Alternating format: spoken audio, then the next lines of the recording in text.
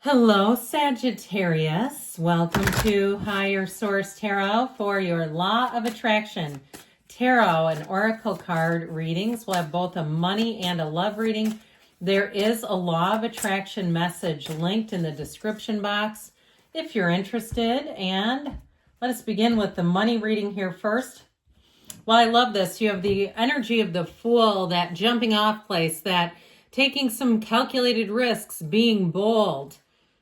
Have the courage to embrace change, take risks, be adventurous. So not being afraid of change, knowing that our lives are fluid, that there's new opportunities around every corner. And if you felt like for a while you've been at a standstill financially, or you're seeing some changes where you work and you're not too sure you want to go with those, you'd rather take a change at a new opportunity. I do feel like too, if you're moving, this is a great card. Anybody moving or traveling, the Fool is meant for you.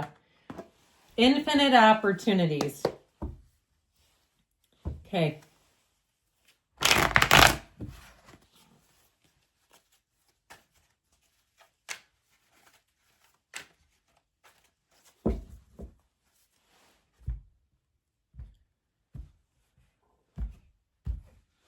You have the Ten of Swords in the past, the Ten of Pentacles, and you're coming into the Chariot. The advice is the Knight of Swords. The Knight of Swords is in a hurry.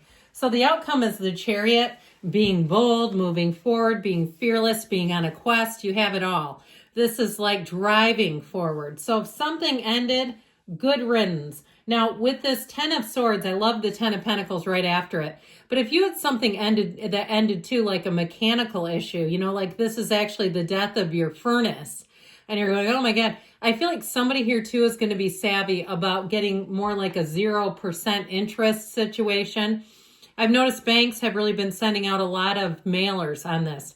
5-point-something% on home equity loans, and then it goes up to a variable. Watch those variable arms, guys, because all of a sudden you're paying 13% on something. So I feel like somebody here, if you did take out some sort of a loan or something, some kind of a situation where you can do the 0%, I just feel like this is over, whatever it is. I mean, the Ten of Swords is, it does represent actually a body. And some readers don't like to use this because guess what? It can pop out in the outcome.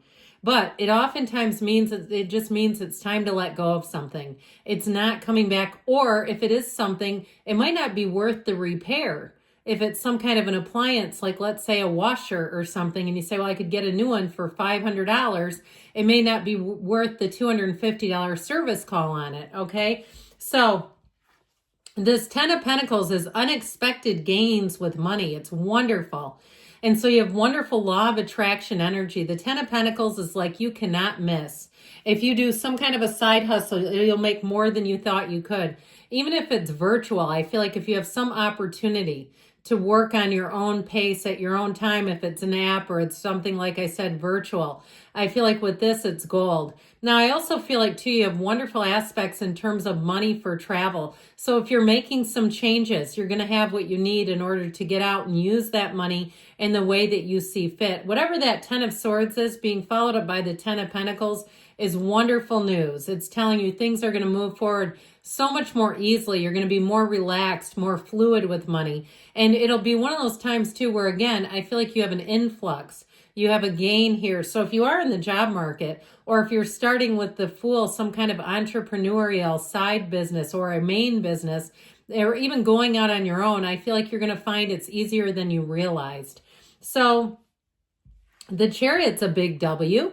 Okay, this is in the outcome. You want this. I always tell you this. The Chariot in the outcome is one of the best cards you can have because it's so solid. The two Sphinxes are being used by his mind. They're not even attached. They pull that Chariot with his thoughts. So it's reminding you that you are a creator, that you're always in concert with the universe. And so anything you can see in your mind, you can have in your reality. Now, for some of you too, if your car died with that Ten of Swords, anything you replace it with, if it is some kind of repair, you'll say, I'm glad that happened because this is so much better. I'm not getting nickel and dimed anymore. This is something that works when I try to use it. And in terms of moving and travel, this represents moving ahead with those goals, So I told you before in the advice, the Knight of Swords is basically like, get out of my way, I'm doing this. Anything you start, it's like you'll be unstoppable, driven to success. The only thing is he is fast and furious, so be aware of that. I still feel like somebody here, you're going to be quick to make decisions, but with the other cards here, I feel like it works out just fine. It's not anything that's going to be precarious according to these cards. All right. Now in February, I am going to offer some love readings, extra love readings. So if you're interested in that sort of thing, those will come out kind of randomly on Wednesdays. All right, one more.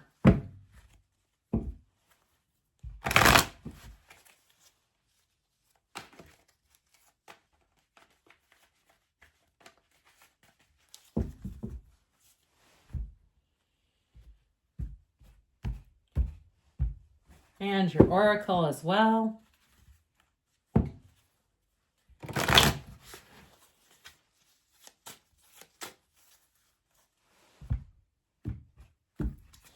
Well, you have sunglasses, watching, looking, perception. Now, I don't want you to get too scared by the stalking. Sometimes people use that word a little casually. I think we know. When we're snooping around online at somebody, back in my day, we didn't have online. We used to have to do drive-bys when you drive by somebody's house to see if they were home, and then crouch down so you go, oh crap, there's a car there. It's like, well, you were trying to see if they're home. You got your answer. So I do feel like with this, it might be somebody too who's getting information about you. They're questioning, they're asking around. Are they single? You have the Six of Swords, the Hermit, the Queen of Swords, and the King of Cups. So I feel like they're saying communicate, but be soft about it. Be spiritual too with that Hermit energy. Now the Six of Swords, if you are traveling or moving, this could actually be a timing card. So when you get situated, that'll be your best time for love. The Six of Swords, though, if you went through a rough patch in a relationship, I feel like you have a conversation that really clears the air and clarifies what it is that you're trying to do, where you want to go together, where the relationship is headed. I definitely feel like with the Queen of Swords, it's an energy of clarity, of good communication. You want this. It's the page that can scare us because that page doesn't know how to use a sword. She's very clear. She's also the widow of the tarot too. Now, don't let that scare you, but it does indicate if you've had a loss that you, or if it was a breakup that feels, you know, because that's grief when we have a loss. I do feel like with these two together, it really is about moving forward and not making the same mistakes. This is maturity. Kings and queens are masters of the suit. So with the King of Cups, it really is about being selective. So if you have people who are asking you out or interested and you're just not that interested, keep yourself moving forward. I feel like they're saying don't settle. You know, I would never tell you you're being too picky. You know your worth. You know your value. So the Hermit energy, we've got Virgo here, we've got water, and we do have air. Gemini, Libra, Aquarius.